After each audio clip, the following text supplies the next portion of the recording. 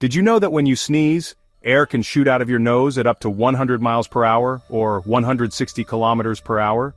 It's your body's natural way to clear irritants and keep you healthy. Sneezing forces air and tiny droplets out quickly, washing away dust and allergens from your nasal passages.